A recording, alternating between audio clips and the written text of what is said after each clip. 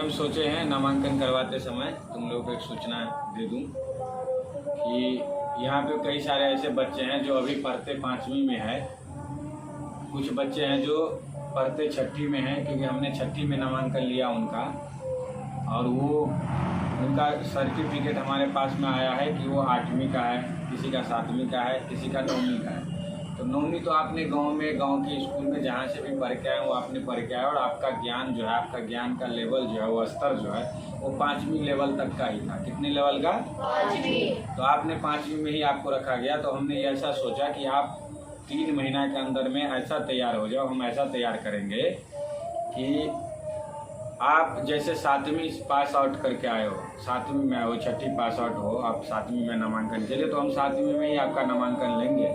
बशर्ते आपको तैयार होना पड़ेगा। 90 दिन में हम आपको जो पीछे वाली चीज़ है, जैसे आपको दूसरी की नहीं है, पहली की नहीं आती है, तीसरी की, चौथी की, 5वीं की, 6ठी की नहीं आती है, ये सभी हम पीछे वाली चीज़ आपको 90 दिन में सिखा देंगे। संक्षेप में मतलब जो काम आने वाला है, समझ में आ रहा है? जैसे तीसरी कक्षा से लेकर के 7वीं कक्षा तक आपको फ्रैक्शन पढ़ाया जाता है, भिन्न संख्याएँ। आपने पढ़ा होगा दशमलव भिन्न होता है, 1/2 जो होता है, 1/2 जो होता है वो भिन्न करते हैं। तो ये तीसरी कक्षा से शुरू होती है। कहाँ से? तीसरी कक्षा से। तीसरी कक्षा में एक प्रसंग आता है कि राम के पिताजी ने एक सेब लाया और उस एक सेब को 2 बराबर भागों में काट दिया, और एक भाग राम को दे दिया और दूसरे भाग उसके छोटे भाई श्याम को दे दिया। ये तीसरी कक्षा से आपको पढ़ाते हैं, फ्रैक्शन के बारे में समझाते हैं कि फ्रैक्शन है क्या और फ्रैक्शन का जन्म कहाँ हो जाता है। तो देखिए, एक सेब लाते हैं उनके पिताजी, राम के पिताजी एक सेब लाते हैं, 2 बराबर भागों में काटते हैं, एकदम बराबर, जितना वो उतना उसका।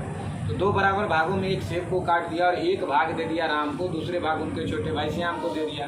तो आपकी पुस्तक में ये समझाया जाता है कि जो राम को जो पूरे सेब था उसका जो हिस्सा मिला वो 1/2 भाग हिस्सा मिला, 1/2 मिला। पूरे सेब का, संपूर्ण सेब का 1/2 भाग राम को मिला और 1/2 भाग श्याम को मिला। तो जब राम से भी और श्याम से जब हम ले लेंगे, मतलब 1/2 में 1/2 को जोड़ेंगे तो कितना होएगा? एक होएगा कि नहीं होएगा? तो अब आप समझिए कि हम आपको LCM करना सिखाते हैं, ये सिखाते हैं, वो सिखाते हैं। जब आपको भिन्न का जोड़ देते हैं तो आपका दिमाग सीधे खनक जाता है कि अरे LCM करो, ये करो, वो करो, लेकिन आप भिन्न को समझते नहीं हो कि ये भिन्न है क्या।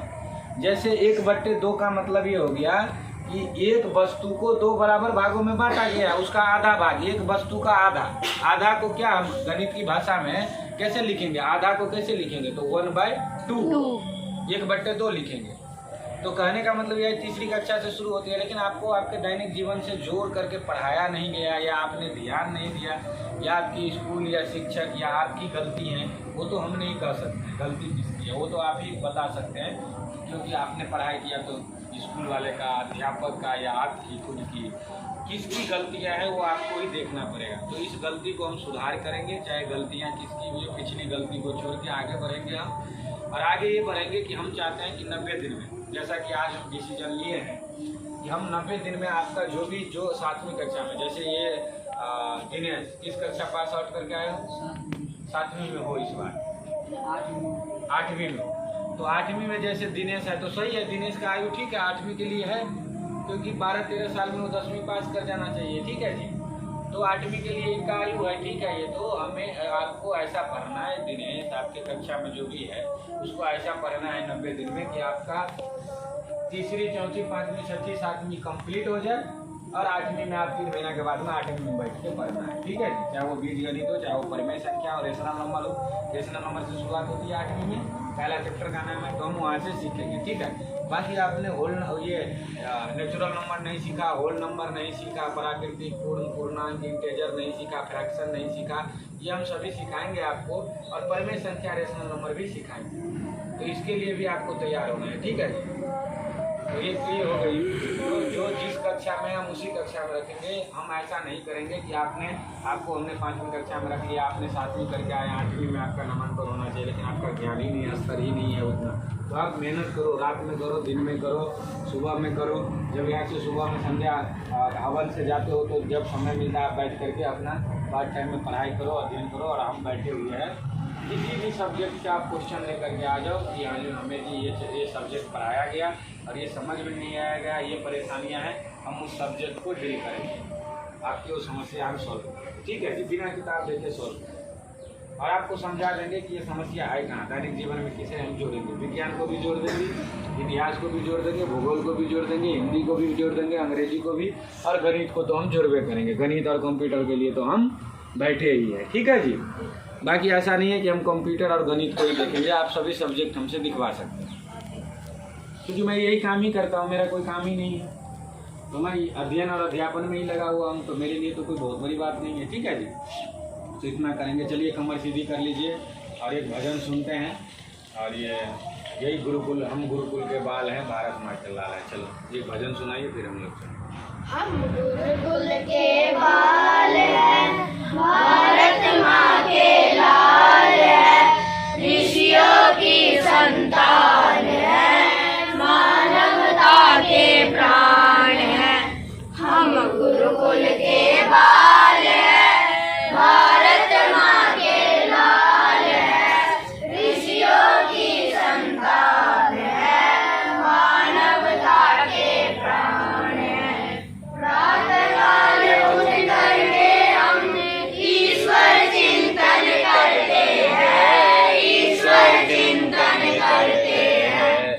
उषापान कर सोच को जाते, दातुन मंजन करते हैं, दातुन मंजन करते हैं। आसन प्राणायाम करे, नित्य व्यायाम करे, आसन प्राणायाम करे, नित्य व्यायाम करे, संध्या में ध्यान करे, हमें वेद मंत्रों का ज्ञान है।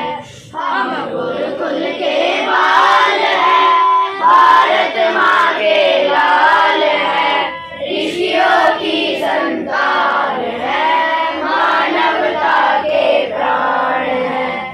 ऋषियों ने आनंद की बलाई, आसवाट विधि पढ़ते हैं, आसवाट विधि पढ़ते हैं। संस्कृत भाषा में निशान का पाठ पढ़ते पढ़ते हैं, पाठ पढ़ते पढ़ते हैं।